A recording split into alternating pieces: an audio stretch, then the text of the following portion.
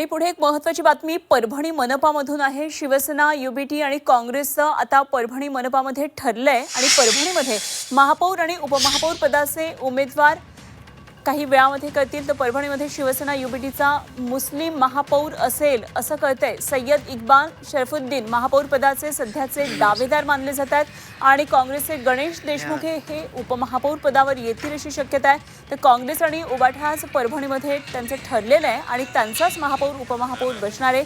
तर शिवसेना उद्धव बाळासाहेब ठाकरे पक्ष आणि काँग्रेसच्या उमेदवाराला एकत्र ठेवण्यात आले।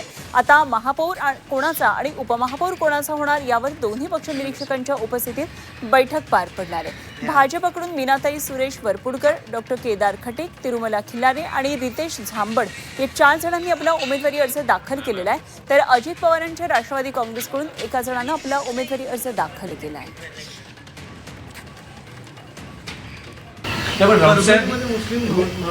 पुढे मग काय आलं झाला पुढे काय या देशाचा राष्ट्रपती मुस्लिम होऊ शकतो, अटल बिहारींनी केलेलं आहे। या देशाचा अनेक ठिकाणी मुख्यमंत्री मुसलमान होऊ शकतो, महाराष्ट्रात झालेले आहेत, राज्यपाल होऊ शकतात, लष्कर प्रमुख होऊ शकतात, झालेले आहेत, निवडणूक आयुक्त मुस्लिम होऊ शकतात। मग एखाद्या ठिकाणी जर मुस्लिम महापौर झाला तर हा तुम्हाला प्रश्न का पडावा?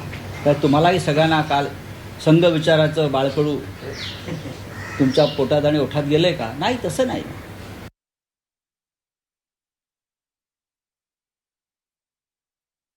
त्याचं कसं आहे तेही आपण पाहूया। बहुमताचा आकडा 33 आहे, एकूण 65 नगरसेवक आहेत। तर शिवसेना युबीटीकडे 25 आहेत, काँग्रेसचे 12 नगरसेवक आहेत। या दोघांचं ठरलेलं आहे। तर भाजप 12, राष्ट्रवादी 11, जनसुराज्य शक्तीचे 3 नगरसेवक आहेत, यशवंत सेनेचा 1 आणि अपक्ष 1 असं हे सगळं आहे। आणि त्यामुळे परभणीमध्ये आता सत्तेचं गणित जुळताना शिवसेना युबीटीचे 25 आणि त्यामध्ये अधिक काँग्रेसचे 12 अशा प्रकारे ही स्थापना होणार आहे। महापौर आणि उपमहापौर पदाची निवड आज होणार आहे। मात्र भाजपनं सुद्धा महापौर पदासाठीचा अर्ज भरलेला आहे, त्यामुळे हे गणित कसं जुळवून येतंय हे बघणं खूप महत्त्वाचं ठरणार आहे।